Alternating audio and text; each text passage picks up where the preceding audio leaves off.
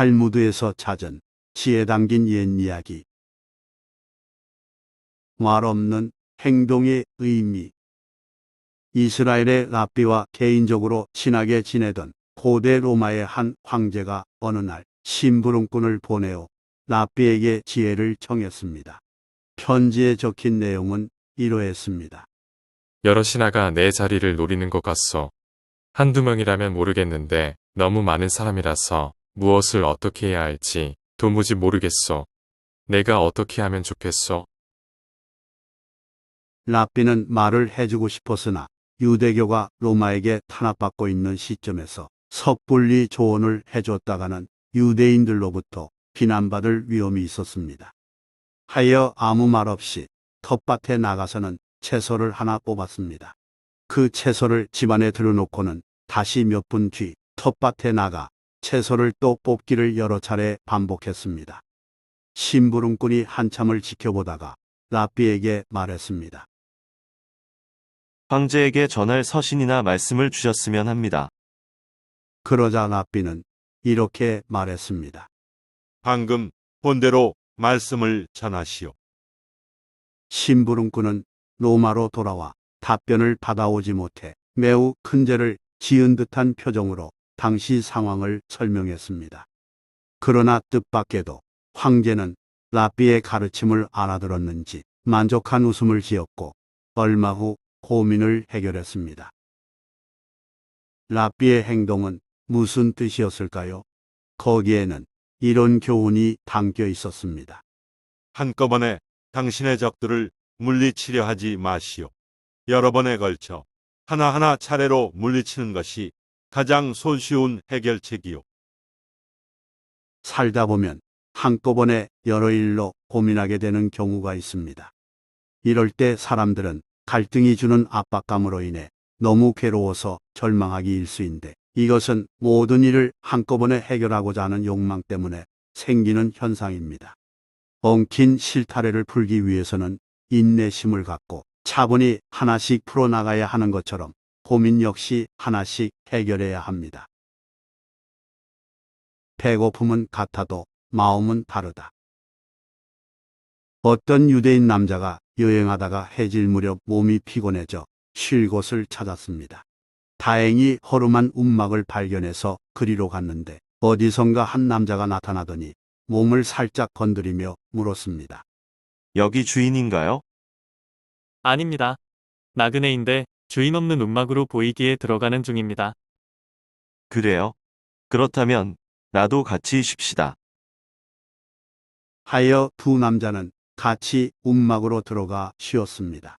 그런데 아무데나 털썩 주저앉긴 했지만 두 사람 모두 배가 너무 고파서 잠을 청할 수 없었습니다. 하여 혹시 먹을 것이 없나 두리번거리다가 천장에 있는 과일 바구니를 보았습니다. 한 남자는 그걸 보며 이렇게 생각했습니다. 과일은 먹고 싶은데 손이 닿지 않는 너무 높은 곳에 있으니 어쩔 수 없군. 잠이나 자야겠다. 남자는 지친 탓인지 뜻한 대로 빨리 잠들었습니다. 이에 비해 유대인 남자는 이렇게 생각했습니다. 배고픈데 저거라도 먹어야겠어. 너무 높기는 하지만 저걸 매달아 놓았다면 반드시 어딘가에 저걸 다시 꺼낼 수 있는 도구가 있을 거야.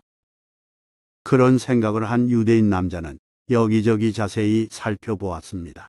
그리고 마침내 구석에 감춰져 있던 사다리를 찾았고 그 과일을 손에 넣을 수 있었습니다. 사람이 만든 문제라면 누구든 해결할 수 있습니다. 다만 그 방법을 어떻게 찾느냐 하는데 시간이 필요할 뿐입니다. 또한 긍정적인 사고방식은 그 해결 시간을 줄여주는 지름길이 되니 원하는 목표가 있다면 도전하세요. 그리하면 뜻을 이룰 수 있을 테니까요. 유대인의 하루가 일몰부터 시작되는 연휴. 옛날에 어떤 사나이가 임금의 노여움을 사서 사형을 선고받았습니다. 사나이는 목숨을 살려달라고 탄원하며 임금에게 말했습니다. 1년의 여유를 주신다면 왕께서 가장 아끼는 말에게 하늘을 나는 방법을 가르치겠습니다. 내가 무슨 수로 말을 날게 한단 말이냐? 나름대로 생각이 있으니 1년만 시간을 주십시오. 만약 약속을 지키지 못한다면 그때는 사형을 감수하겠습니다. 오냐, 알았다. 나의 에마에게 그런 놀라운 능력이 생긴다면 내 목숨을 살려주마. 그러나 정확히 1년이 지나는 날까지 아무 변화가 없다면 즉시 내 목을 칠 것이다. 그 사나이가 감옥으로 돌아오자 죄수들이 모여들면서 물었습니다. 말이 어찌 하늘을 날 수 있겠소?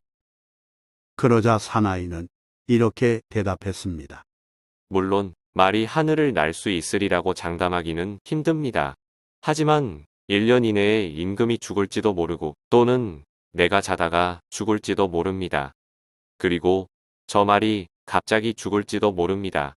1년 이내에 무슨 일이 일어날지 미래의 일을 어느 누가 알겠습니까? 보통 하루라고 하면 아침부터 밤까지로 생각하지만 유대인은 저녁부터 아침까지를 하루로 생각합니다. 예를 들면 안식일은 금요일의 해질 무렵부터 시작해서 토요일에 해질 무렵에 끝납니다.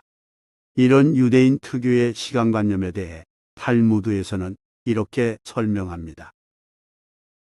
밝아지면서 시작하여 어두워져 끝나는 것보다는 어두운 데서 시작하여 밝은 데서 끝나는 것이 좋다. 인생 역시 그와 같다. 유대인이 절망적인 상황에서도 절대로 희망을 버리지 않고 노력하는 이유가 여기에 있습니다. 거짓말은 언제 어떻게 해야 할까? 어떤 사람이 조금 전에 산 물건을 자랑하면서 유대인 친구에게 물었습니다. 이 물건 어때 보여? 유대 율법에 따르면 거짓말을 하면 용서받지 못합니다. 그걸 아는 친구는 솔직한 평가를 기대했는데 유대인은 이런 반응을 보였습니다. 좋은 것 같아. 그 말을 들은 친구는 흐뭇한 미소를 지었습니다. 그러나 사실 유대인은 그 물건이 좋아 보이지 않았지만 거짓말로 답했습니다. 왜 유대인 친구는 율법을 어기면서까지 거짓말을 했을까요? 유대교에서는 거짓말을 죄악으로 여기지만 예외가 있으니 탈무드에서는 두 가지 경우에만 거짓말을 하라고 말하고 있습니다. 이럴 경우 거짓말을 하지 말라는 것이 아니라 오히려 거짓말을 권유하는 성격이 짙습니다. 그 두 가지란 이렇습니다. 먼저 이미 누군가가 산 물건에 대해서 의견을 구하러 왔을 때는 설령 그것이 나빠도 훌륭하다고 거짓말하라. 다음에 친구가 결혼했을 때에는 반드시 부인이 대단한 미인이며 행복하게 살 것이라고 거짓말하라. 탈무드의 거짓말 허용을 정리하자면 아무 때나 아부하기 위해서가 아니라 돌이킬 수 없는 일일 경우 희망을 빼앗지 말라는 뜻입니다. 물건을 샀다가 뒤늦게 후회하는 사람이 종종 있습니다. 이럴 때 그 물건을 쳐다보지 않는 사람도 있지만 그보다는 아쉽긴 하지만 물건에 정을 붙이면서 활용하는 것이 낫습니다. 후회는 더 큰 후회를 부를 뿐이기 때문입니다. 따라서 지난 일에 매달려 후회하는 건 어리석은 일입니다. 아무리 후회해도 소용없으니까요. 몸을 깨끗하게 해야 하는 이유. 유대인들이 우물에 무서운 병균을 퍼뜨렸다. 흑사병은 유대인들의 범죄다. 맞아, 틀림없어. 그놈들만 무사한 것을 보면 말이야. 중세 유럽의 페스트, 즉 흑사병이 널리 퍼졌을 때 유대인이 페스트를 퍼뜨렸다라는 흉한 소문이 나더라 유대인을 곤란하게 만들었습니다. 당시 유럽 인구의 3분의 1이 죽은 엄청난 피해 속에서도 유대인들은 별다른 큰 희생을 치르지 않았기 때문에 생긴 유언비어였습니다. 그런데 왜 유대인은 흑사병에 잘 걸리지 않았을까요? 유대인이 페스트를 모면한 진짜 이유는 간단했습니다. 당시 그리스도교인들은 목욕하는 습관이 없었던 데 비해 유대인들은 목욕하는 습관이 있었던 까닭에 전염을 피할 수 있었던 것입니다. 신체를 청결히 함은 오랜 세월 유대인이 지켜온 전통의 하나이며 유대인 어머니는 자녀를 교육할 경우 몸을 깨끗하게 하는 일을 누누이 강조합니다. 식사하기 전에는 반드시 손을 씻고 밖에 나갔다 돌아온 다음에도 몸을 깨끗이 해야 한다고 가르칩니다. 유대인은 왜 유난히 청결을 강조할까요? 거기에는 두 가지 뜻이 있습니다. 깨끗한 몸으로 하나님에게 다가가기 위함과 더불어 건강을 지키기 위함이 그것입니다. 병균은 더러움을 좋아하고 청결을 싫어합니다. 파리, 빈대 따위 해충은 지저분한 데 살고 쓰레기 더미에는 온갖 잡균이 들끓으며 삽니다. 내 몸에 벌레나 병균이 고이길 원치 않는다면 나아가 깨끗한 천국에 가려면 당연히 몸과 영혼 역시 맑고 깨끗해야 할 것입니다. 훈장과 상금 중에서 하나를 선택하라면 한 유대인 병사가 전쟁터에서 큰 공로를 세웠습니다. 상급자는 그 공로를 인정해서 이렇게 말했습니다. 지난번 전투에서 자네는 정말 뛰어나게 잘 싸웠네. 하여 훈장과 황금 열량 중 하나를 주려고 하니 원하는 것을 말해보게. 그 말을 들은 유대인 병사가 상급자에게 물었습니다. 그런데 먼저 하나 묻고 싶은 게 있습니다. 훈장의 값은 얼마나 합니까? 훈장은 명예의 상징이기 때문에 값으로 말할 수는 없네. 그것은 저도 압니다. 그렇지만 제 말은 훈장을 만드는 데 들어가는 값어치를 여쭙는 것입니다.